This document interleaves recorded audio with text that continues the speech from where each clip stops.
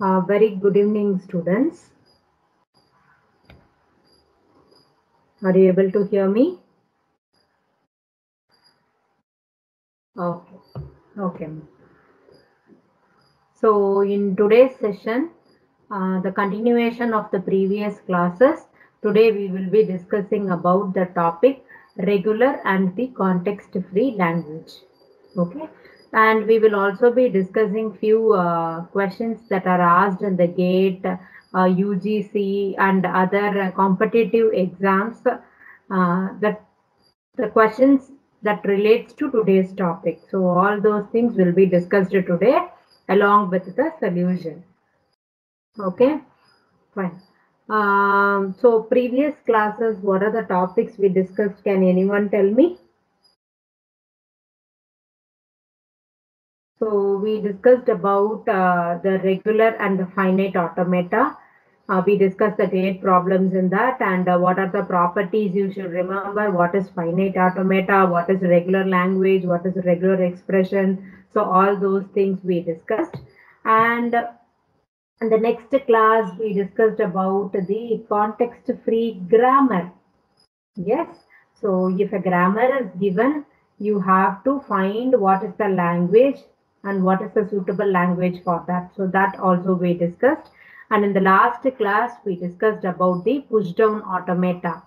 So whenever a language is given, the auxiliary storage, we use a stack.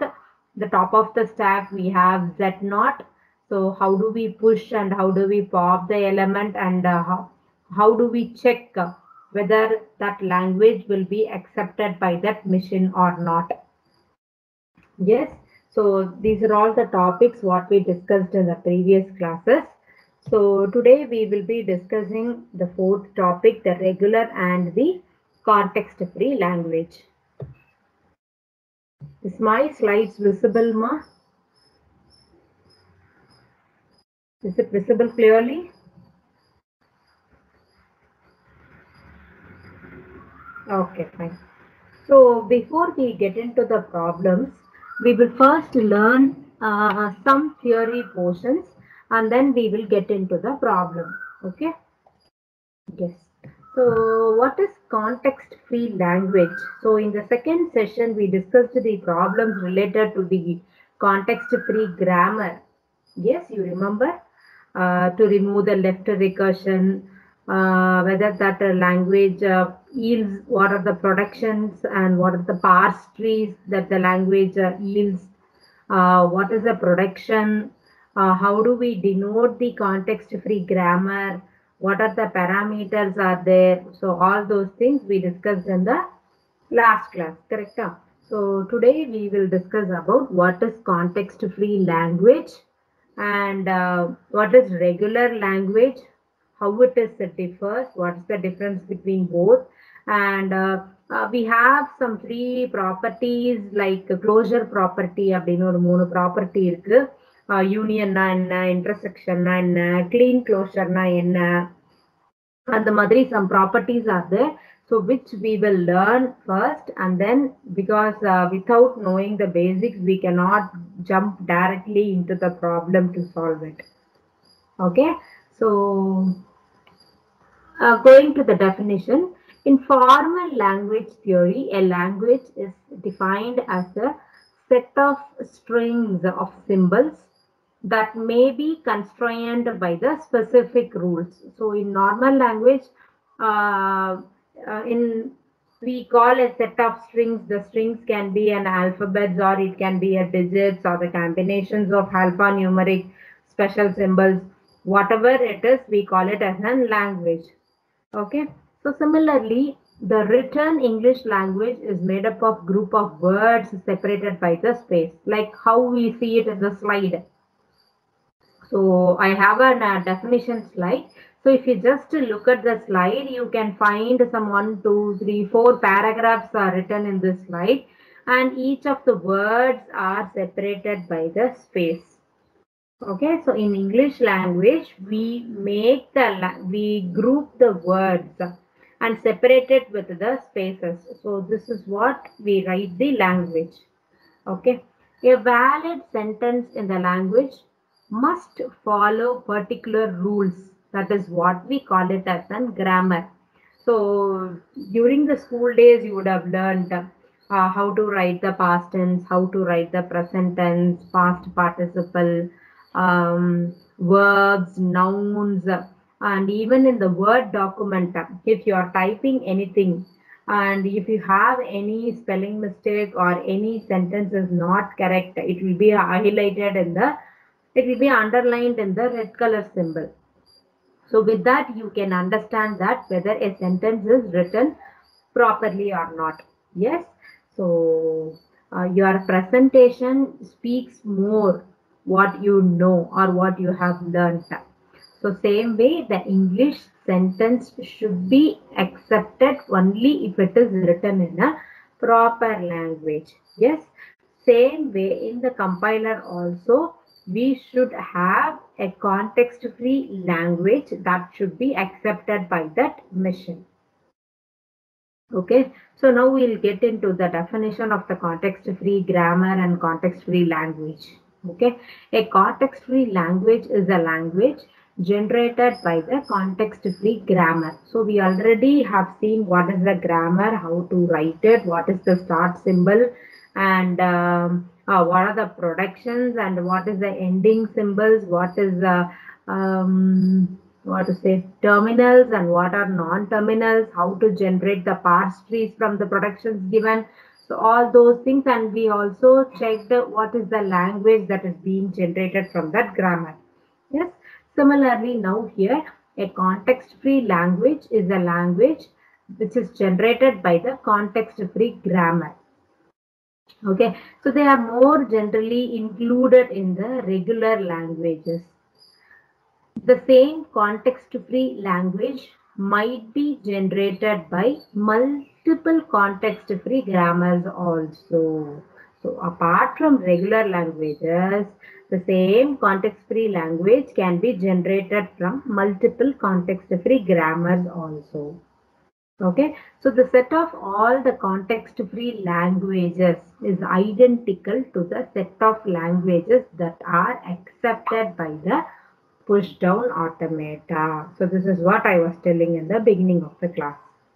Yes, so the set of all the context-free languages is identical. So to the set of languages that are accepted by the push-down automata. So whatever the languages that are accepted by the push-down automata is identical to the set of context-free languages. Is it clear, Ma? Okay. For better understanding, we have an example of an context-free language here. Yes, here is an example of a language that is not regular. So here we have an example of a language which is not regular, but it is context-free. Yes, we have seen in the previous example A par n and B par n. While designing the push-down automata problem, we have seen this one. A par n and B par n, where n is greater than or equal to 0, which means here you can have the A and B length starting from 0. Since they have given n greater than or equal to 0, A and B, so the production can be an empty null string also, or it can be A, B, or it can be A, B, B. So which is very clear that A should be first letter of the string followed by B if the length is 1. Yes, which means you will have the same number of A's and B's. So if n takes the value 3, which means you will have 3A and then 3B. And you should remember one thing, that A's should be in the beginning and B's should be at the next. Only that language will be accepted by that push-down automata. Yes, so this is the language of all the strings that have an equal number of A's and B's. So in this notation, A par 4, B par 4 can be expanded out to 4 A's and 4 B's, where there are 4 A's and then, and then. So all the 4 A's and then only your B will be preceding the A. Yes. So this isn't exponential, though the notation is similar. So that's why they have given that this is not a regular, but it is a context-free language. Okay. Okay. As I told in the beginning of the session, we have some 3 properties, important closure properties that you must remember for the context-free language, and that will be more useful if we go for the problem statement, because some problems directly you can choose the options only if you learn the closure properties of the context-free language. Okay, so context-free language have the following closure properties. A set. So you know what is a set, right? A set is nothing but an collection of inputs. So here we call it as a collection of a string is what we call it as a set. So a set is closed under an operation if doing the operation on the given set always produces a member of the same set. So the same set. So that word is very, very important. So this means that if one of these closed operations is applied to a context-free language, the result will also be a context-free language. So this can be asked in some questions.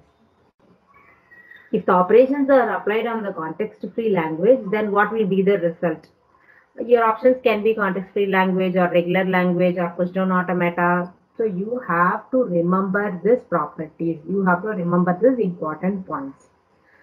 If one of these closed operations, so which means the union intersection, so these two and the clean closure, you have one more property called the clean closure.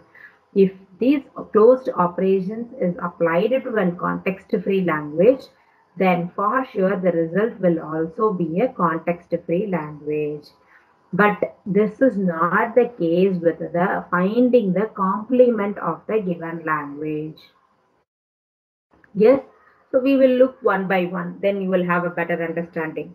So union operation. So context-free languages are closed under the union operation. So what do you mean by closed? Means this means that if L and P are both context-free languages. So just take two languages, two context-free languages, L and B, then their union is also a context-free language.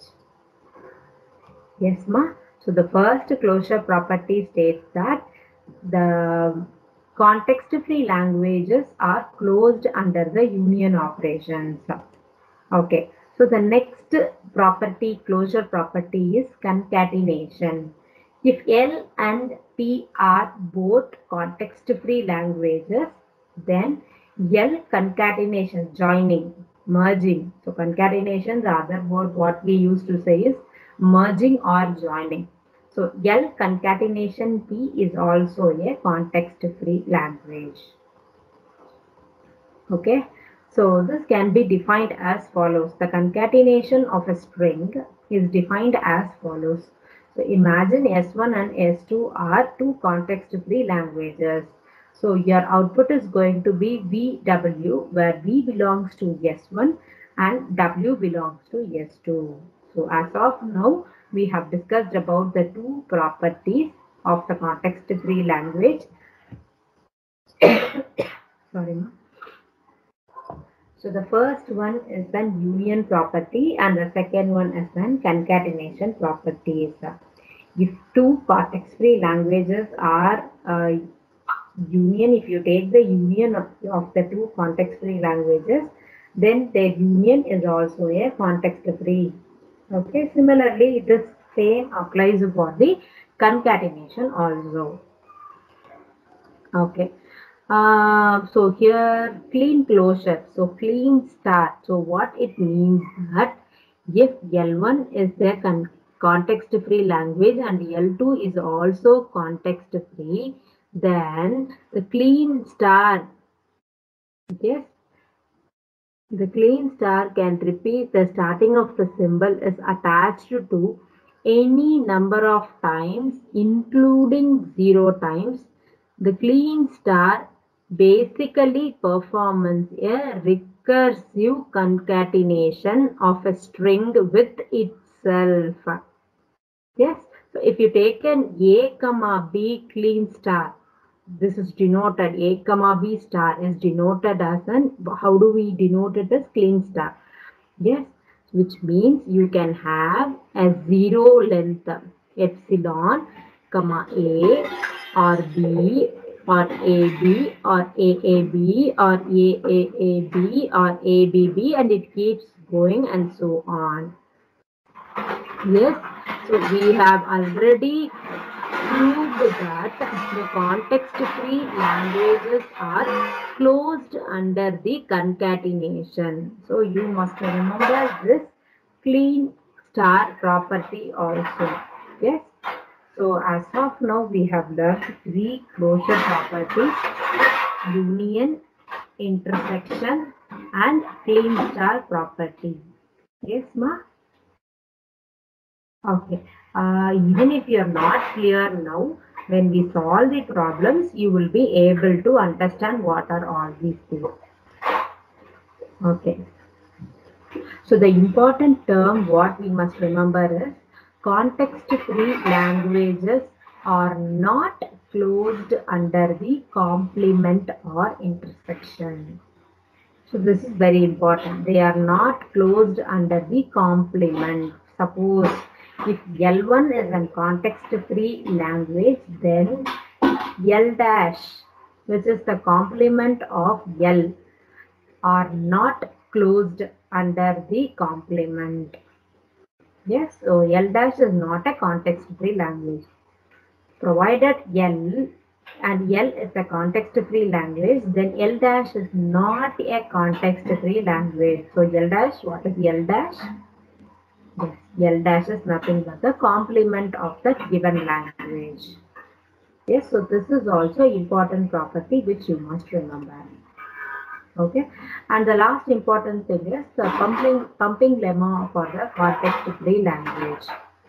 Yes, so proving that something is not a context-free language requires, so if you want to prove that some language is not a context-free language, what you have to do is you have to either find a context-free grammar to describe the language, or using the another proof technique you have to, that is, though the pumping lemma is not the most commonly used one, you have to use some other technique. Mostly we will be using, so since we are in the beginning stage, we will be using the pumping lemma concept.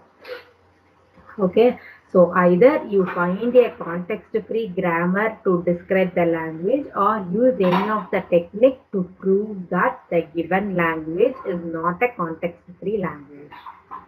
Okay, a common lemma used to prove that a language is not a context-free is the pumping lemma for the context-free language. So for context-free language, we use the pumping lemma to show that a particular language is not a context-free. So clear, ma? So what is pumping lemma? So if you want to prove that a particular language which is being given is not a context-free, then you have to prove using the pumping lemma concept. Okay. So this is how the pumping lemma. So the pumping lemma for the context-free language states that if a language L is context-free, then there exists some integer pumping length, what we call it as a pumping length P, that should be greater than or equal to 1, such that every string S belongs to the language L has a length of P or more symbols, where the length of S should be greater than or equal to P. Okay, so that can be written as S equal to U, V, W, X and Y, where all these are nothing but the substrings of S. Okay, so this is So this is what the pumping lemma states.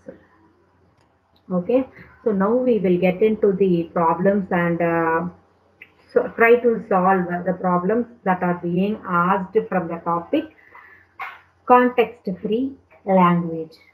Okay, so till now we have discussed what is context-free language and how do we denote that, why do we need the context-free language, and what are the closure properties you must remember. So all these things we have learned. Now we will get into the problem. Okay. Okay. Is my screen visible, ma? Are you able to see the question? Yes. Okay. A language with string manipulation facilitates uses the following operations. So they have given three methods or three operations: head, tail, and concat. Okay, so you usually know what is the meaning of a head, tail, and concat. Yes. So head will always return the first character of the given string. Yes. So tail, it returns all except the first character. So that is the meaning of the tail. So what do you mean by understand this three operations clearly? Then only you will be able to get the solution for this problem.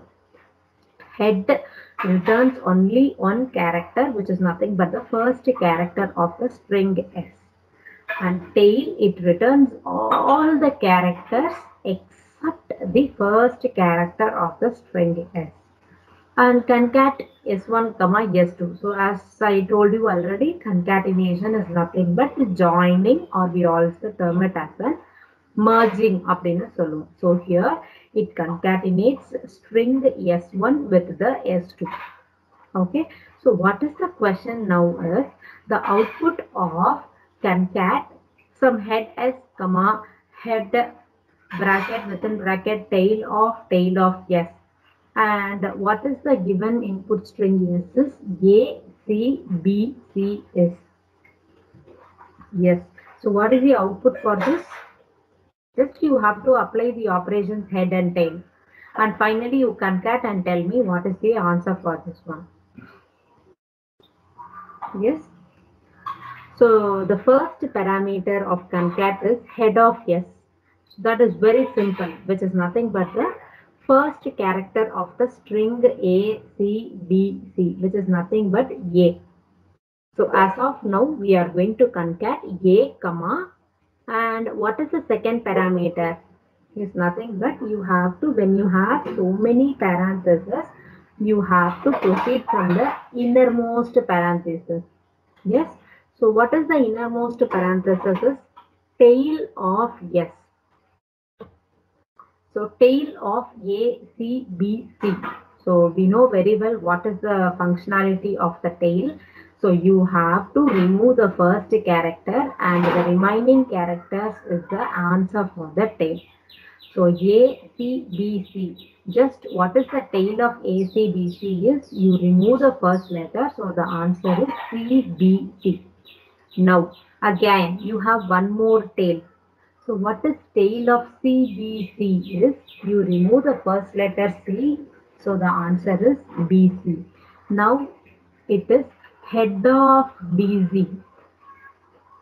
So we have obtained the answer for the tail of S is BC. What is head of BC? As usual, as we proceeded with the previous one, you take the first letter. So that is the meaning of the head. So head of BC is B. So now we have got the answer as concat A, comma B. So what do you mean by concat S1, comma S2? You have to concatenate the string S1 with the S2. So here we have obtained concat A, comma B. So you have to concatenate the string A with the string B. So the output is going to be AB. So the answer is the first option. Is it clear, ma? Three functionalities are given. You are going to understand what it is going to do, and what it has to do is also clearly mentioned in the question. So we are just going to apply that and we are going to take the answer. So in this case, the answer is AB. So option that matches is the first option. So the answer is A. Is it clear? Okay, we'll move to the next one. Choose the correct statement. Yes. A is given as A power n, B power n, where n equal to 1, 2, 3 is the regular language. Choose the correct answer. A power n, B power n. So you know what is the regular language. So which we learnt in the first class itself. Yes. So here when n takes the value 2, you have A, B, B. Yes. And it keeps going. So n value keeps going. So do you think it is a regular language? No. So as per the definitions what we have learned, the first option, it is not a regular language. So option A is false statement. So it is not a correct statement. So let us move to the second option. The set B. So you know what is this set? It is a collection of an input strings.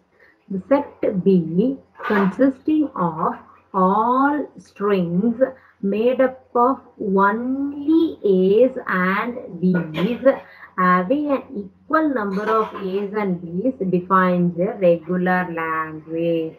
So no.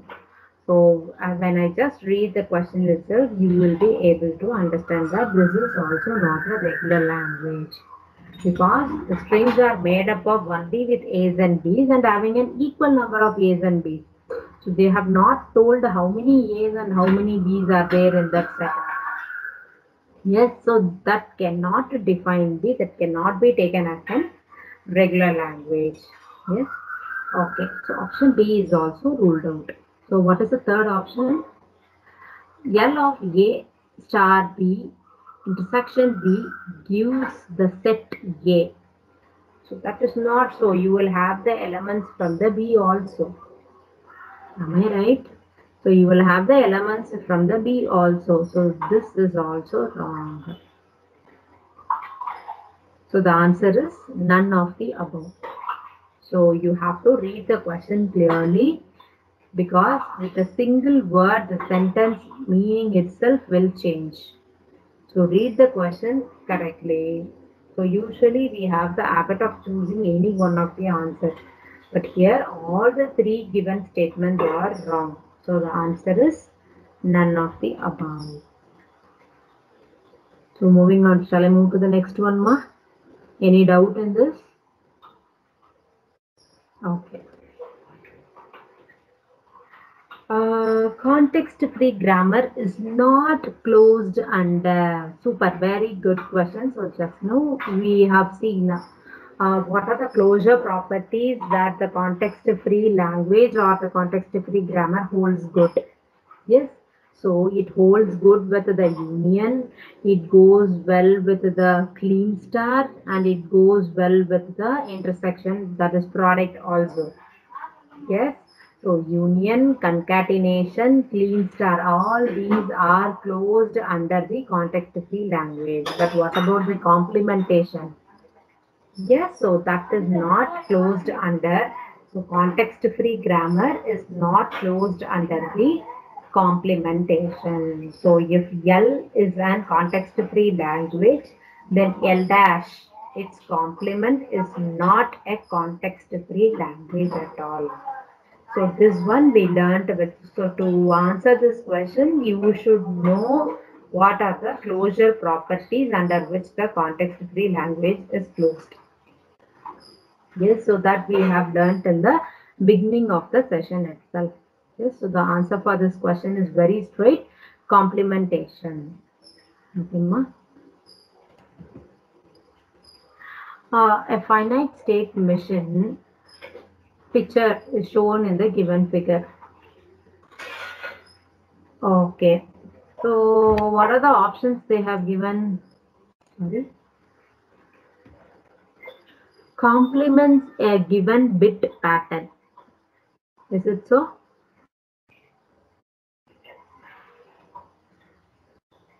I don't think so. 0 or 1, 1 or 0, 0 or 1, 1 or 0, 0 or 0, and 1 or 0.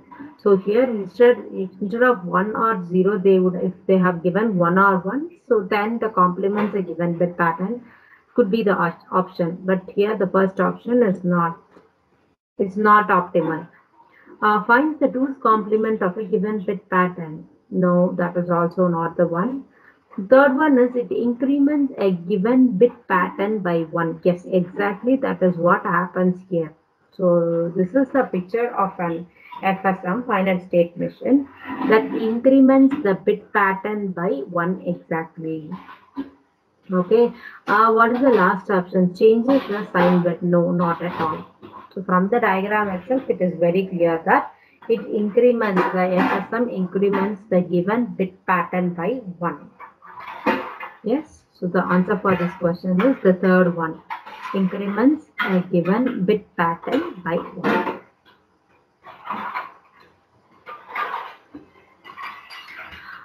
A context-free grammar is said to be in Chomsky normal form if all the productions are of the form A tends to BC or A tends to A. Let G be a context-free grammar in context-free form, in Chomsky normal form. To derive a string of terminals of length n, length x, the number of products to be used is, it is very straight, it is 2x minus 1. Okay, so this we will discuss deeply, because if I take the Chomsky normal form, it will take time. Okay, so we have a questions like this also, so for which you should know what is Chomsky normal form, so that we will discuss in separate class. Okay, so the next one is consider the grammar.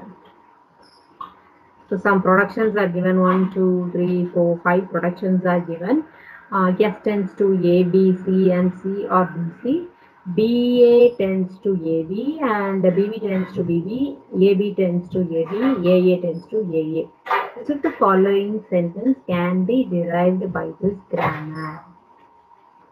Yes, so you just substitute some values. A, B, C, A, B.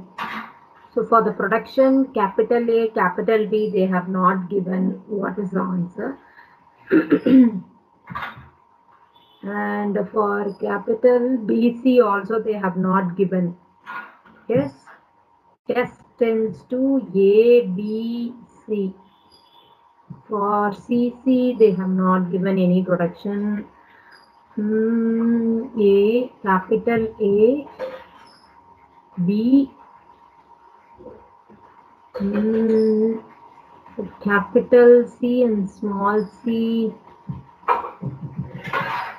BA they have given, BB they have given, AB they have given, capital AA they have given, to BC.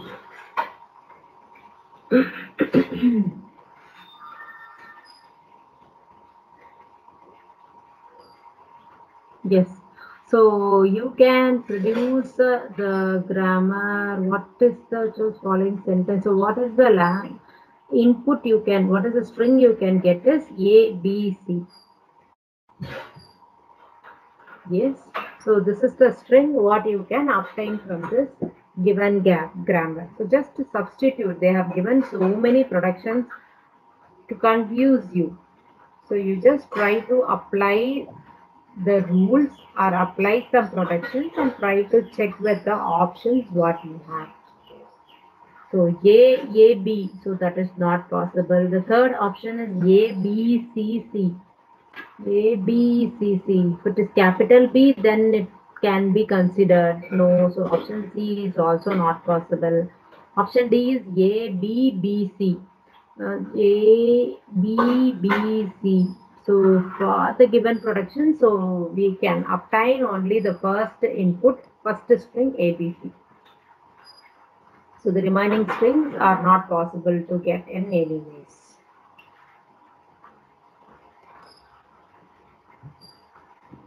Okay, so given the following statement, every context sensitive language L is recursive.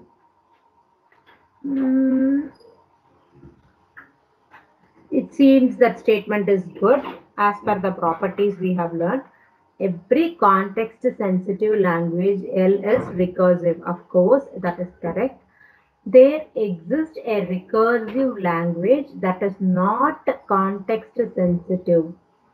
So there are some recursive languages that need not be context sensitive always. Okay, so these are all the properties which we have learned. So what is the first statement says? Every context sensitive language is recursive. Of course that is true, but the reverse is not the same. So that is what they have given in the sentence 2. So if there exists a recursive language, then it need not be a context sensitive also. Yes, both the statements are true. So these are all the properties which we must remember. Okay. So whenever we learn context-free grammar and context-free language. So what is the question they are asked? Given two sentences, which sentences are true? So option A is only S1 is correct. No. Option B states that only S2 is correct. No. Option C states that both S1 and S1 are not correct. So that is also not true since both the statements, given statements, S1 and S2 both are true. These are all the properties which we must remember. Okay, so the correct option is option D. Both S1 and S2 are correct. Shall we move to the next one, ma? Any doubt still here? Yes?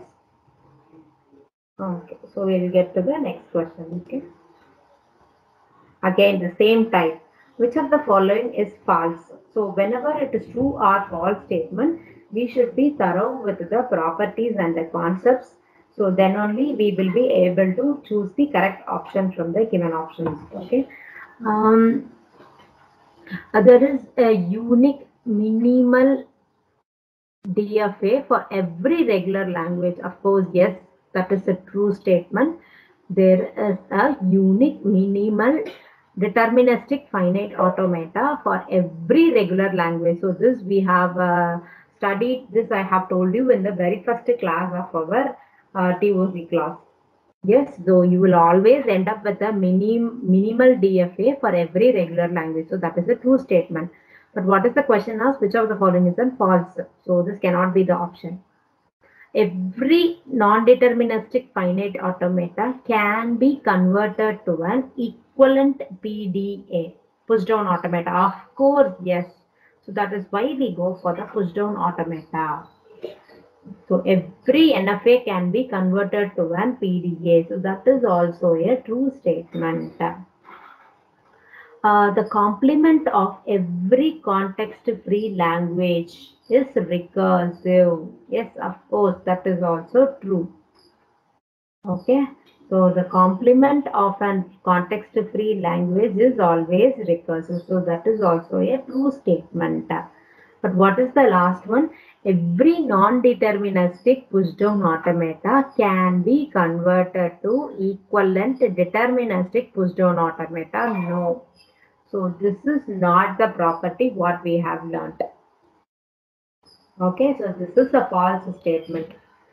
Every non-deterministic PDA cannot be converted to an equivalent deterministic PDA. Okay, so option D is not correct since they have given that can be converted. No, it is not at all possible. Okay, so this is the false statement. So the question asked is also which of the following is then false.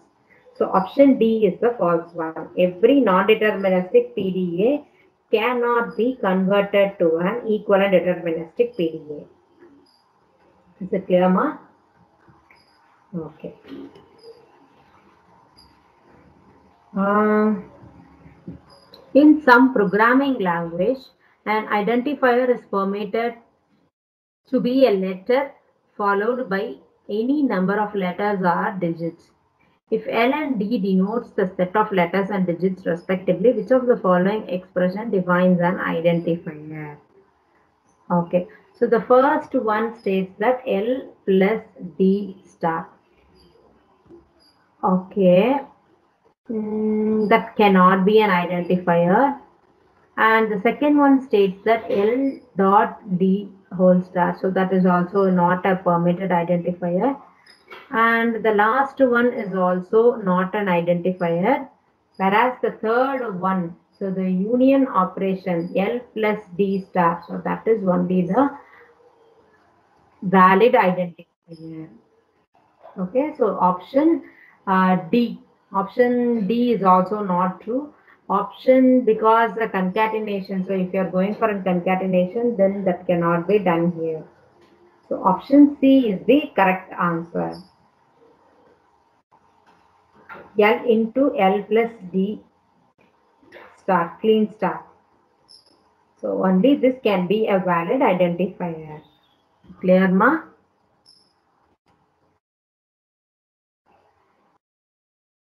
Okay, if L and P are two recursively enumerable languages, so they have given two recursively enumerable languages, L and P, then they are not closed under. So the question is very simple and very clear. We know what are the three closure properties of an language. Yes, so we know that the two recursively enumerable language or the context-free languages are closed under union, intersection, and clean star. Yes, what is the options they have given is set difference. A different term is given here. So they are not closed under the set difference. So this is the same question asked second time but in a different manner. Yes, so that's why I told you that you should learn the properties and you should learn what are the properties that are not closed. Okay, so the first option is clean star L star of L and intersection L intersection P. Union is written by L union P and the last option is on set difference. So if L and P are two recursively enumerable languages, then they are not closed under set difference. That is the answer. Answer is set difference.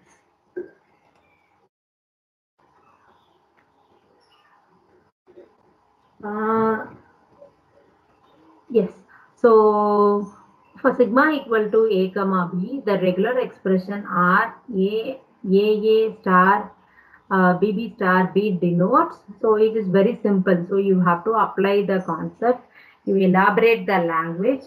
So set of strings with two A's and two B's. Not so because you have a star and bb star followed by one more b. So you will not always have A. So the length of B's or the number of B's will be greater than the number of A's. Okay. Yes. The set of strings with two A's, two B's followed by B. So that is somewhat okay. But star denotes you will have more occurrences. Okay. Set of strings with two A's, two B's followed by B. Okay, let us go for the other options. Set of strings with two A's followed by B's, which is a multiple of 3.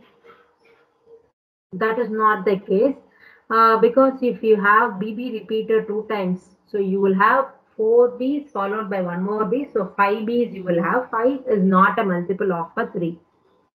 Yes. Okay.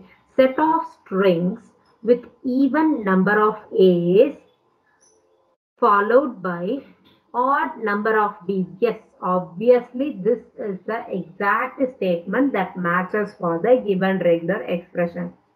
So always you will have even number of A's, after which you will have odd number of B's. Yes. So as per the options what we have discussed, we got to know that option B and option D are somewhat okay. Okay, but option B is ruled out because you can have any number of B's. Okay, it is you can have any number of A's also. So the option says that you will have two A's and two B's. Not necessarily that always you should have two A or two B. You can have even number of the exact answer is the set of strings with even number of A's, after which followed by odd number of B's. So this is the right option. So sometimes we have to go with the options, and then from the options you have to choose which one best matches for the given regular expression.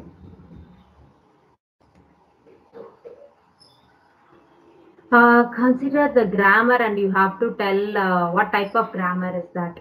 Yes, consider the grammar with the production S tends to A, S, B or SS or epsilon. So this is a grammar. Just apply SS, A, B, you will have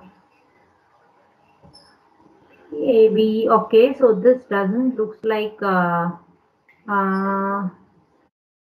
it is a context free actually. So this is a context free grammar, and it is not linear because you can have any number of A's in this side and any number of B's this side. And for yes, you can substitute epsilon also. So the correct answer is first one is not a context free, no. So it is a context free grammar. So option A and B are directly ruled out. Because from the productions it is very clear that this is a context free grammar. Okay. So option A and B are directly ruled out. The option C and D. So you have to go with either option C or option D. So option C states that it is a context free and not linear, and option D it is context free and linear. So this is not a linear one. Yes. So our answer is context free and not linear. Identify the language generated by the following grammar. So I hope you remember this question which we solved in the second class itself. Yes, you take the A and B, you elaborate A and B and substitute that in the AB. Substitute in the first production S tends to AB. So you will end up with the answer A power M and B power M, where N is greater than M and M is greater than or equal to 0. So we already solved this problem. So try to recollect all those things. So this is just for you to remembrance. I kept this problem again. Which of the following statement is true or false? So of course you should remember that the basic definitions, and now we will proceed with what is given and what are the statements that are given. Let L1 be a regular language, L2 be a deterministic context-free language, and L3, so they have given three languages, L1, L2 and L3. Okay, so L1 is regular, L2 is context-free, deterministic context-free language, L3 is recursively enumerable language, but not recursive. Okay, which one of the following statement is false? So which is false? L1 intersection L2 is context free. Of course, that is not at all true because L1 is a regular and L2 is a deterministic context free language. So their intersection is not a context free. Okay, but in the very first option, they have given that L1 intersection L2 is context free. So this is a false statement. So directly we hit the first option. Yes, and just look at what are the other options they have given. L3 intersection L1 is recursive. What is L1? Regular. What is L3? It is recursively enumerable. Of course, the output is going to be the recursive only. Okay, so option B is true one. L1 union L2 is context free. So of course, okay. So that looks fine. Yes, so that is true one. L1 intersection L2 intersection L3 is recursively enumerable. Of course, yes. So that is also true one. So only L1 intersection L2 is in context free. So that is not a context free at all. Yes, L1 union L2 is in context free, but L1 intersection L2 is not a context free. Just to answer this question, you should have known what is the closure properties, intersection, union, all those properties you should be in the fingertips. Okay.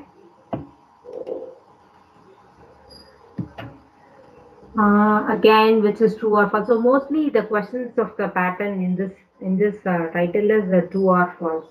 Okay. Let L equal to let language is given and P is a prime AP and P is a prime number. Then which of the following is true? It is not accepted by the Turing machine. We cannot just say like that. Following is true. It is regular but not context free. So this is also something where we have to look at. It is context free but not regular. No, it is neither regular nor context free but accepted by the Turing machine. Of course, yes. So P is a prime number. So prime number keeps going. So you cannot fix that this will not be accepted. So this will be surely accepted by the Turing machine. So in the next class, we will be learning what is Turing machine and what are the languages that will be accepted by the Turing machine. Okay, so that time we will again discuss this problem. Okay, Mama. Okay, because we are not just now we are learning about the context-free language. So here they are talking about the Turing machine. Yes. So until we know all the concepts and the properties of the Turing machine, we cannot solve this problem. So as of now, you put a hold for this problem. We will discuss it in the next class. A finite state machine can be considered to be a Turing. Okay, again.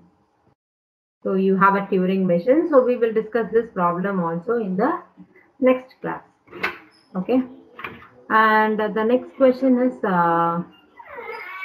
yes, okay. Let language, so language is given as W in terms of 0 or 1 closure, and W has an even number of ones, that is L is a set of all the bit strings with an even number of ones. Which of the regular expression below represents L? Even number of ones. So it is very clear that in the answer you should have an even number of the ones. So if you just look at the options, okay, all the options have an even number of ones. Yes. Okay. So it is 0 or 1 the whole star. Set of all the bit strings with even number of ones. Okay. So 0 or 1. So you can have option B only holds good. Why? Because you should have the combination of 1 0 star. Okay. And whole star. So this is the clean closure property. So option B is the correct answer.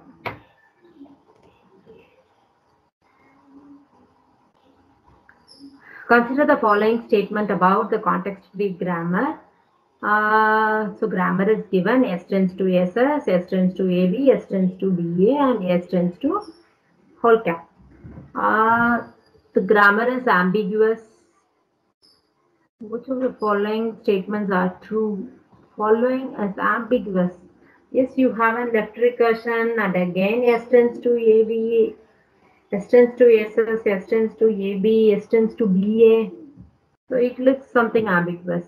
G produces all the strings with an equal number of A's and B's. Of course, because even if you substitute S tends to AB or S tends to BA, for sure you will have AB and BA. So for sure you will have an equal number of A's and B's. Okay, so second option is also correct. G can be accepted by a deterministic PDA, of course. So push-down automata can accept this thing, because if you draw and parse tree for this, like what we discussed in the previous class, you will be end up with an input string that can be accepted by the push-down automata. Okay, so which combination below expresses all the true statements? All the three statements are true. So what is the option they have given? Okay. So option D, they have given that 1, 2, and 3. So all the above statements are true. If L and L dash, that is complement of L, are recursively enumerable, then L is then recursive. So this is an open property what we have done. If L and L dash are recursively enumerable, then L is also a recursive one. This is a straightforward question. This production also we discussed in the last class itself. F tends to ASB or BSB or A or B, then the language generated by the above grammar over the alphabet is the set of all the odd length palindrome. So we know what is palindrome. Last class we discussed it. For the given word, if the reverse is also the same, we call that as an palindrome. So we have two palindromes, even palindrome and odd palindrome, what we discussed in the last class. So this is a production that generates all odd length palindrome.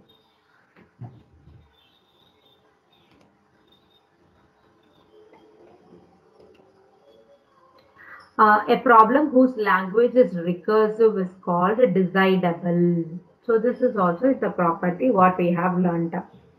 So a language, if a language is recursive and the problems are decidable, you can decide it. It is not an unified or Boolean or recursive. Okay, a problem whose language is recursive is called decidable. Okay, ma. Again, you just substitute the given productions. You take the A, you generate the parse tree, you apply that in the first production. Yes. So S tends to AS or DA and A tends to D or CA. Okay, so you take A tends to CA and you apply that in the first one, you will end up with A, B, C, D. So finally, you will have the string A, B, C, D. So the option given is D. Okay.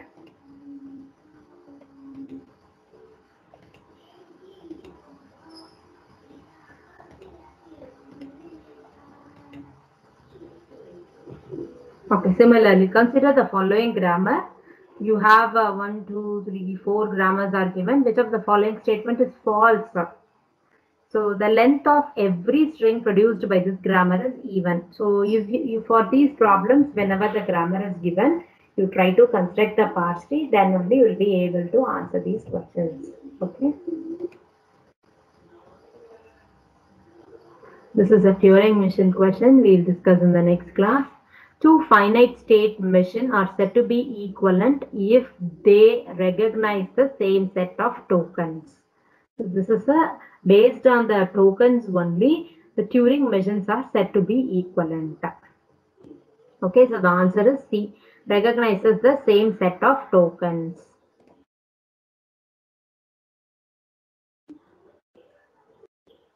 Turing machine, push-down automata. Okay, the push-down automata can recognize the language generated by context-free grammar or the regular grammar.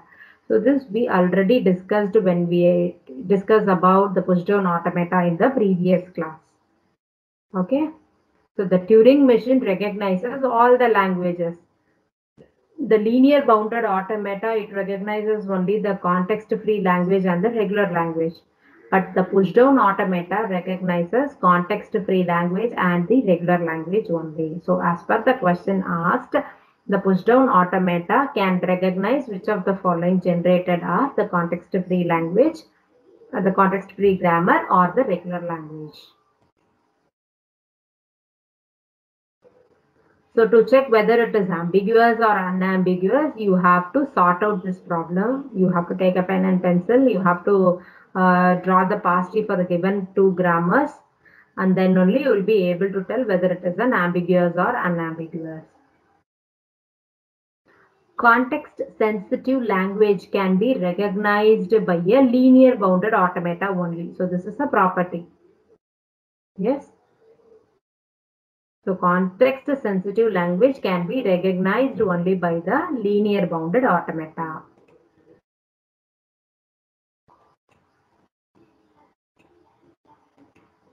Okay, ma.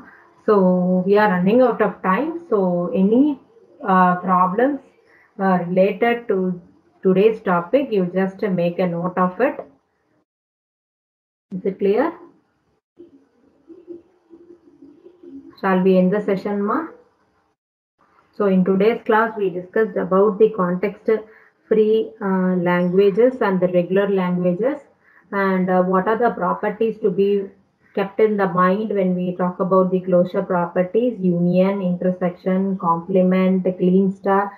So all those things you have to remember. So mostly the questions will be of the pattern true or false from this topic. So have a glance of it. Any doubts, you make a note of it.